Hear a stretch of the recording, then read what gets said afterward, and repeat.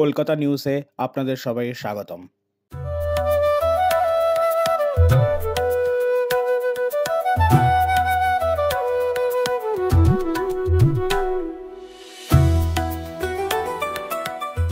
আমি যে গল্পটা বানিয়েছি বা যে গল্পটা আমরা লিখেছি সেখানে দুর্গানগর একটি জায়গা, ফিকশনাল টাউন, যাকে ঘিরে এই লড়াই, এবং সেই লড়াইয়ে কিছু মানুষ আছে যারা খুব ক্ষমতা সম্পন্ন।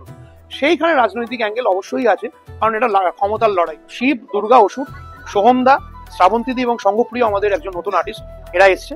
এর সাথে অভিনয় করছে অপালা এবং বাকি অনেকে। তো এদেরকে দেখানো হচ্ছে এরা থাকে দুর্গানগর বলে একটি কাল্পনিক গ্রামে। সেই গ্রামে জলের অনেক অসুবিধা, সেই গ্রামে জলের অসুবিধা শেষ করার জন্য বা মানুষদের হেল্প করার জন্য আর্টিফিশিয়াল রেন ঘটানোর একটি পদ্ধতি আমরা ছবিতে দেখাই। কিন্তু আর্টিফিশিয়াল রেনটা কি মানুষের আদৌ ভালো করছে না খারাপ করছে, এবং খারাপ করে থাকলেও কেন করছে, এবং তার পেছনে কার হাত আছে, কোন ক্ষমতার লড়াই আছে, সে কারণেই আমাদের দেবী দুর্গারূপী গায়ত্রী শ্রাবন্তী চ্যাটার্জি এবং অসুরের লড়াই, তার সাথে শিব, সোহমদা। এটাই গল্প। Thank you. এটা একটা ফিকশনাল স্টোরি, ঠিক আছে, এটাতে কোনো ওরকম পলিটিক্স নেই। বাট আমার ক্যারেক্টারটা মানে ওয়ার্ল্ডকে কন্ট্রোল করতে চায় থ্রু নেচার। তো এটা হচ্ছে আমার ক্যারেক্টারের মেন থিম। বাট অ্যাজ আমি স্টোরিটা এখন পুরো রিভিল করতে পারবো না, বাট রাজনীতি ওইভাবে শেষ হতে জড়িয়ে না। ওটাই এত ইন্টারেস্টিং, মানে এটা আমি একদমই রিভিল করতে চাইছি না।